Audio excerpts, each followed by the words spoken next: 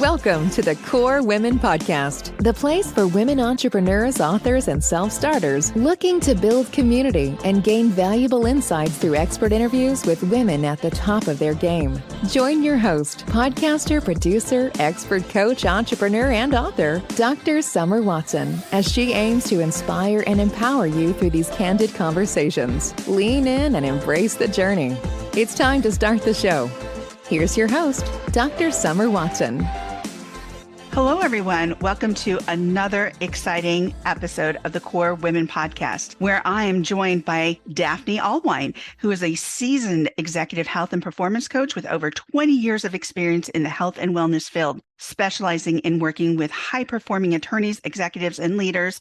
Daffney takes a full health approach to help her clients maximize physical health, find clarity in their careers, and achieve balance in their personal lives.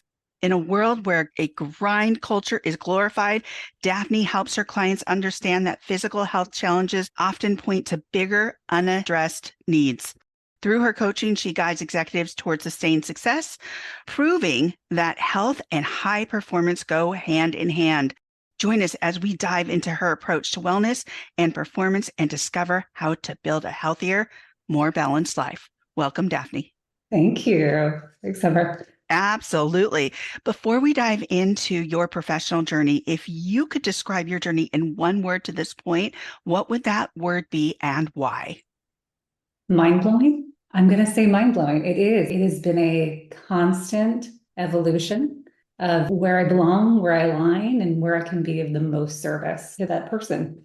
Awesome. Mind-blowing. Okay. That is the first time I've gotten that, and I have done over 300 episodes.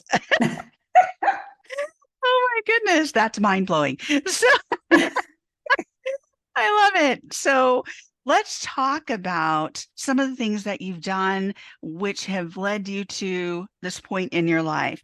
You talk about how grind culture can harm careers, relationships, and health.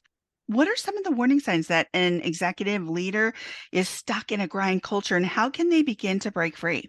It is really, really interesting to see that a lot of those things start in a physical plane. And a lot of the times when I have the ability to work with somebody and I meet with somebody, they're showing up with physical stress, with disease, with post-operative conditions, injuries, and it's showing up in a way physically where their body can't handle the stress or can't handle the pace or can't handle the lack of resilience in that situation. So for me, a lot of these mind and body elements are all the same and they reflect the same behaviors. And we know about our muscles really being the talent. There's this great book, I'm sure everyone has read at this point, of The Body Keeps the Score. Mm-hmm. Are you familiar? I'm familiar with it. Mm-hmm. It is a textbook for how we build on top of our experiences in life. And if we never address those sort of traumas or those sort of circumstances, and we never address or are curious about why we have patterns of behavior, the load always goes back to the body. And the body doesn't lie to us, right? The mind is really clever about lying to us and keeping us in the, well, I'll deal with this later, or I can handle this later. The body doesn't have a filtering system like that. Yeah. You know, it's funny that you say that because the brain is part of the body, right? So it will eventually tell you, and as a clinical doctor of psych, it'll start shutting down too. So if you decide to play some games with it, or if it's playing games with you, it is going to impact you. I mean, and there's a lot of ways to impact both the brain and the body, right? And so let me ask you, let me take a step back because this is really interesting and the body doesn't lie, right? So what got you where you are today to pique this interest for what you're doing? Because what you're doing today is so fascinating and it can help so many people because I think we become so separated from our body and really stop listening to it when we get caught in that grind culture. But really, over your history, what led you to where you are today to really want to help folks become more familiar, more in tune, and more aligned in their body and their behavior and their thoughts? I love that word. Align just shows up so often. Yeah. Because it's once these things start to piece together, you're like, oh, that's it. Okay, that's it. This Yeah. makes sense. For me and my background and something as a child of the 80s, I'll put it that way. We were taught to do this, right? We were taught to ignore those symptoms, push through. I mean, I can't tell you how much praise I got from my athletic mindset every time I came into a situation. And we call it that, right? Which is really just your brain teaching your body to be quiet, right? Or ignoring your body altogether, right? So I keep pushing, I keep showing up to practices. I'm a collegiate athlete and I'm pushing through pain and injuries and oh man, all the accolades. And, even as a high schooler, this is a really crazy story. I had a hernia and I was running with an abdominal hernia my entire senior season, but I had to get to states. I had to get to this top level competition in my mind.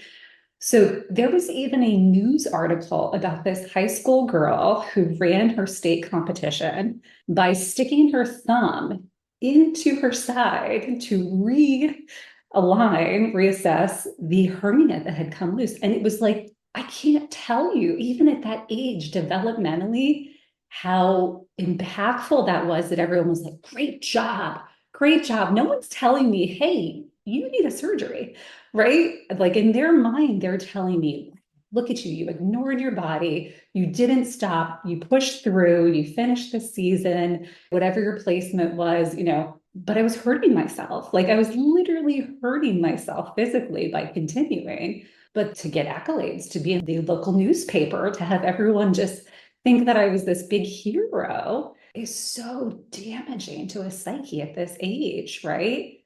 But that was the culture we grew up in. That was the story, that was the narrative, that's what set you apart, that's what made you better, was you knew how to ignore your body. Yeah. And as I got older and as I ran through college and things like that, and I realized that no one else is listening except for me, right? I'm the only one advocating for my body. I'm the only one calling and creating boundaries. And even as we get older, sometimes as women, like mothers are taught to ignore those things, right? And that's where, push through, those sort of things. And I started with this great idea in college where I was going to be a doctor. I was going to be pre-med. And then I had all these injuries pop up and a car accident, all these other things. And I was like, wow, the only people that really benefited me were the physical therapists. It wasn't my teammates. It wasn't my coaches. It wasn't parents. It was these physical therapists who were looking at me as a body and looking at me in entirety about how I was treating my body. So actually making me accountable for that's too much. Your body doesn't, right? And it completely changed the trajectory of my education. I decided that physical therapy was where I was going to be able to, not med school, physical therapy was where I was going to be the most impactful with people because I would have this one-on-one experience where I could look at them as a person in a situation and make a determination for them in that moment. Yeah. Well, I love that. That is an evolution where what you were doing and you finally came to that aha moment and had that introspection of not only what's going to help others, but what has helped you. And it led you to a point where here you are today, helping others become more aligned with their thoughts, feelings, spirits, body, all of these variables and factors to be able to listen to their body and not become so distant or depart from it in a way. And I think it's, when I look at it and start thinking of it from a clinical perspective, I'm thinking it's almost like we disassociate from it. It's really bizarre how we can do that. We do that driving. So, when you're driving from like your office to home and it's just routine. So you really don't have to think about it. You're just like, okay, I'm home. And all of a sudden you're like, wow, that was fast. I got home. Well, it's not quite a dissociation, but it's like it where you didn't even have to think about it. And so that's kind of like your body, it's going to continue to function until you have to think about it. Until it says, by the way, you're lacking sleep, you're eating poorly, you're doing all these things, and I'm going to tell you, stop. I'm going to stop you in your tracks at some point. And so that's kind of where you got to. And it Yeah. led you to a place where you could help yourself and help others. And these people, these PT folks, were keeping you accountable because they will tell you. I mean, I've been to Yes. PT before and they're like, hey, listen, if you continue to go down that road with your feet or with your shoulder or with your, it's not going to work for you. And so Absolutely. you have to do these exercises or pay attention to how you're walking or pay attention to how much you're sitting if you don't want your back and your stomach and all these various things to hurt and compact, your spine and blah, blah, blah. So it's like this puzzle. Yeah. And people Yes. don't know what they don't know. And I think we're drawn to certain things as people to help ourselves first. And then we're like, aha, Yeah. I can I can help other people do this too. This is, And so yeah. here you are. We've talked about how you evolved to where you are today to a short degree and the grind culture. And I know what you're saying about that grind culture because I was born late 60s, 69. And so I grew up with Right. those movies, right? So I Yes. watched Baby Boom, I watched Working Girl, and they pushed through. They were Mhm. conditioned to go in and go all out and push through regardless of what it takes, just like you did. You pushed in that hernia and you were like, I'm going to realign this and I'm going to keep running. Yeah. That's nutty butters, man. It's like, whoa. I mean, yeah, great. You did it. That's fabulous. But what if that hernia would have ripped open? What Oh, if that, I mean, there's so many things that could have, they didn't, but nobody was telling you, hey, maybe it's time to take care of that. And that's a sad situation.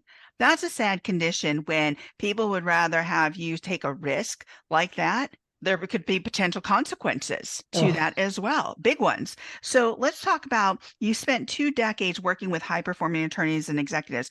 What are the most common physical health challenges these professionals face? And how can they begin to break free from some of these things? And how do these things kind of impact their career performance? Yeah. A lot of the times we are so quick to blame sleep. We're quick to blame, our food. And these are very important elements, Yes. but these are habits. These are Yes. habits of a course of actions, of a theme of a life that people, like I said, it's really about avoidance, right? Yeah. A lot of times what I'm seeing with people, they can no longer do the things they used to enjoy. Mm-hmm. They were once a avid golfer or skier or runner or whatever the case may be. And they're finding that in a lot of ways, they've taken that away as a priority, right? And are no longer able to go back to that. So as they're progressing through their career, they're stressed, they're having headaches, they're having symptoms that they're ignoring that are, as we know, are just unaddressed of something greater. But a lot of times people walk in with, I don't think I can ever run again. I don't think I'll ever get on skis again. My golf is this, my pants don't fit.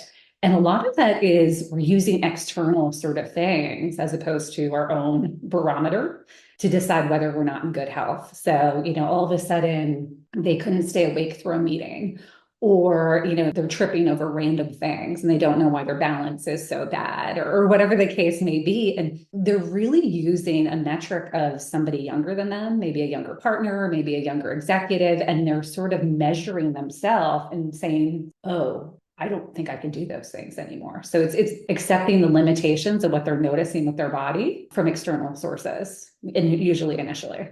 Yeah, interesting. You mentioned two really good things, really important things, avoidance and habits.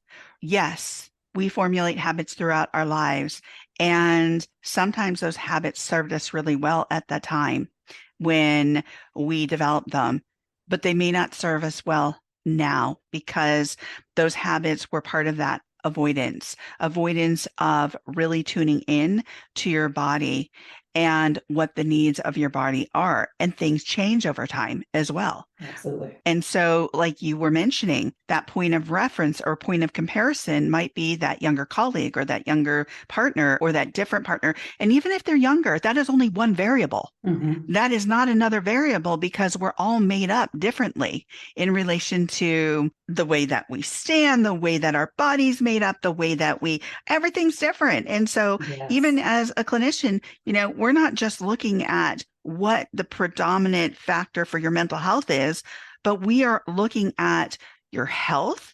We are looking at your habits, your social interactions, all these variables to get a better picture. And here's the thing, the avoidance part, I think it's due to, and correct me if I'm wrong, but some of that might be due to not knowing what they don't know because they weren't taught. It's amazing that you gravitated towards PT because you learned a lot. You then learned a lot about your body, whereas as you were growing up as an athlete, you may have been more in tune than some people because you were an athlete, but were you listening to it because the other people were pushing you so hard, those exterior influences, that you continue to go and you maybe departed from what you knew was important? Yeah. And following your own internal gauge versus somebody else's and their expectations of you. Yeah. And you hit a really good point that like, is it ignorance? Is it, and I hate to use that word. I don't want to use that in like a demonstrative way, but is it willfully or unknowingly, right? Unknowingly, right. Unknowingly that you don't know. And keep in mind, these people have elevated themselves professionally. They are experts in their field. And when you have to reach out to another expert, ego does not like to be uncomfortable. Ego requires a lot of trust and a lot of vulnerability. And that's where the change happens, right? And gaining that sort of perspective, because like I said, they're experts. They're telling other people what to do or what to think or how to function or how to be successful. So the idea that somebody else outside of their ego could have greater insight about what's going on in their body and their health is a big step for them to come in the first place. If I'm being honest, like knowing that someone came to me and was willing to have whatever that even base level of vulnerability about, I'm uncomfortable and I'm uncomfortable to the point where I need somebody else to help me, is huge. And that's when I know that I'm like, this is where real change happens. Absolutely. And it is huge because yes, it might be that ego getting in the way sometimes, but it's also these positions that we put ourselves in. Whereas we are not only in these leadership positions, but maybe we're started out in a position where we needed to survive. And we're in this mode of go, go, go, grind, grind, grind, because we need to survive. And then we learn that we can thrive, but maybe there's a lack of balance in that thriving. Then our body starts responding and these red flags start appearing, right? Yeah, I think an ego's a big portion of it. Again, this is just my take about survival. And it's like getting out of that rut of survival, knowing you can thrive. And what does that look like? And that looks very different when it comes to things like what you do and what you talk about, that holistic approach to well-being. So you mention in your bio that the solution starts with finding the right support.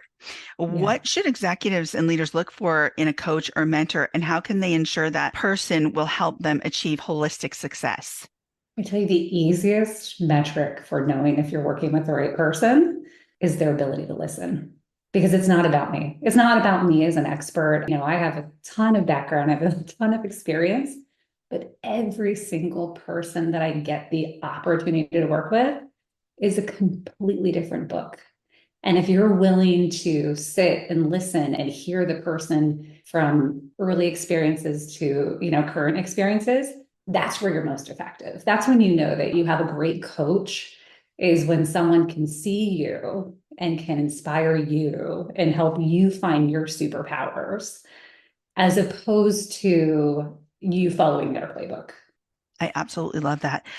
You have a full health approach to coaching. How do you help clients address not just their physical health, but also career clarity and personal priorities? Oof, you said the right word. You said the word.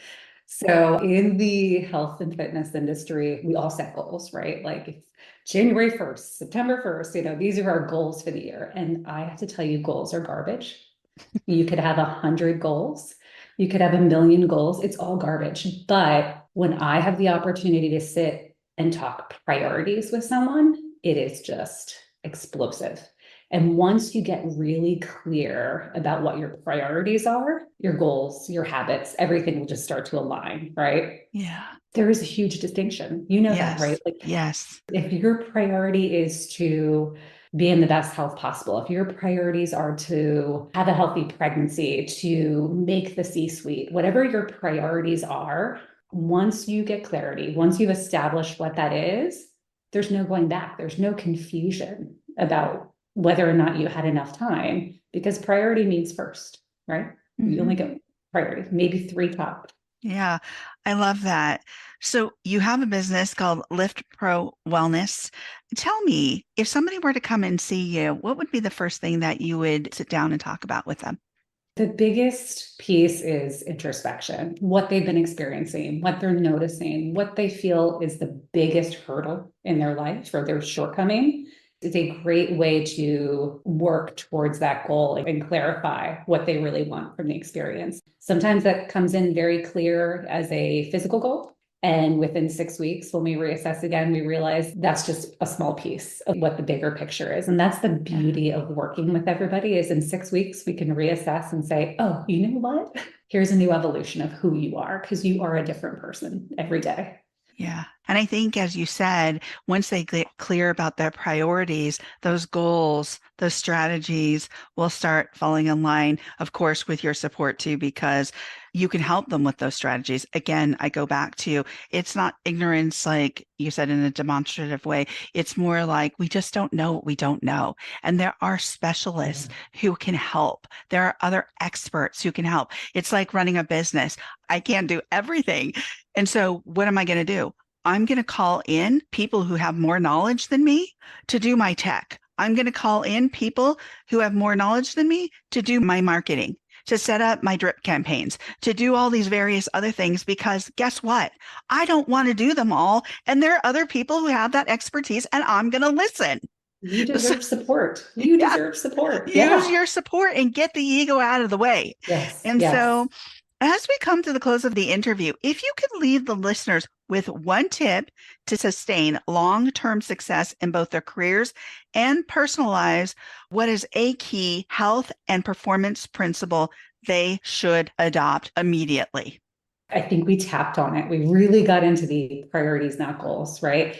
Most goals are external to us. Most goals are things that we're doing because we should, or because the outside world told us to, or that's what we should look like.